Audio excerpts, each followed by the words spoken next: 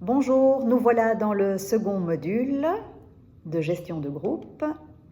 Ce module s'intègre donc dans le cours de gestion du groupe et il se trouve entre le module 1, intégration et sentiment d'appartenance, et le module 3, gestion des émotions et confiance en soi. Et nous traiterons aujourd'hui de la thématique comment créer un climat de confiance et de sécurité chez votre joueur. Donner du feedback régulièrement va être important, par exemple une fois par entraînement à chaque joueur. Vous pouvez le faire, vous donnerez un top pour valoriser et encourager votre joueur et un flop ou point d'amélioration pour progresser et faire mieux la prochaine fois. Alors il faudra éviter les menaces, le mépris, les moqueries, l'humiliation, parce que ça insécurise le jeune et ça peut toucher à son intégrité, sa confiance en lui, son estime de lui, ça va le crisper et donc il ne pourra pas apporter sa plus-value à l'équipe. Éviter l'exclusion d'un joueur, la mise à l'écart, éviter la violence verbale et physique. Alors, cultiver un état d'esprit va être important et cultiver la capacité à rebondir et surmonter les obstacles. Donc, il s'agira de valoriser l'apprentissage, de dire que, par exemple, les erreurs font partie du jeu, que chacun apprend à son rythme, ni mieux ni moins bien.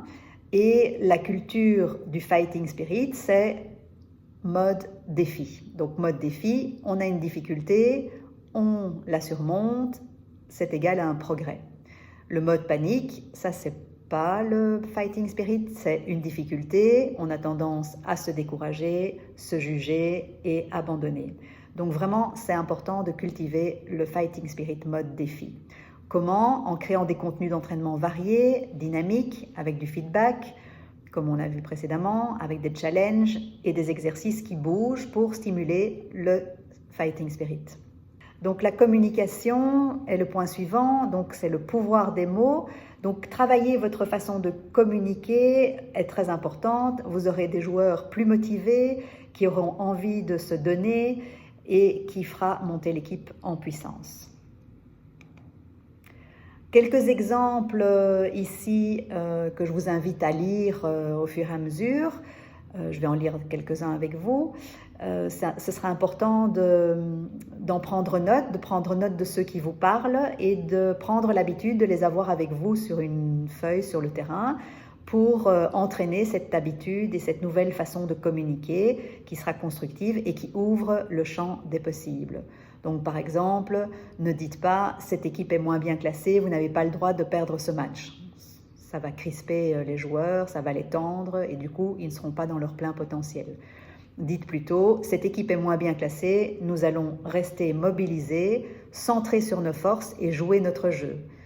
Ça va forcément les mettre dans leur zone de confiance où ils vont pouvoir donner le meilleur d'eux. Ne dites pas, cela fait plusieurs fois que tu rates et que tu fais cette erreur. Dites plutôt, tu as le droit de faire des erreurs, il faut que tu y travailles pour la corriger la prochaine fois. Donc plusieurs exemples encore ici. Tu as le droit d'être en colère et frustré. Tu n'y arrives pas encore, recommence et continue, tu vas y arriver. C'est toutes des petites phrases clés que vous pouvez noter. J'en passe encore l'une ou l'autre. Ne dites pas ce que vous avez fait est mauvais, vous avez complètement laissé filer le match. Dites plutôt la team que je connais est combative, vous ne lâchez jamais rien. Sur ce match, je ne vous ai pas reconnu, comment ça se fait? Qu'est-ce qui s'est passé? Et vous donnez la parole aux joueurs. Ne dites pas tu es le meilleur, tu es fort, dites plutôt, je vois que tu as appliqué la stratégie, bravo pour ton implication. Quand tu bouges fort tes jambes, ton niveau monte d'un cran, continue comme ça, c'est très important. Face aux difficultés, dites plutôt, tu t'es amélioré par rapport au dernier match pour l'encourager. C'était difficile, tu as continué malgré tout, tu as donné le meilleur de toi-même, tu vas continuer à progresser. Et face à ceux qui ont tendance à abandonner, dites plutôt « tu n'y arrives pas encore, ça va venir, tu vas bientôt y arriver, tu ne sais pas le faire pour le moment ». Et ça incite le jeune à avoir envie de recommencer. Voici pour le deuxième module et je vous retrouve dans le troisième module.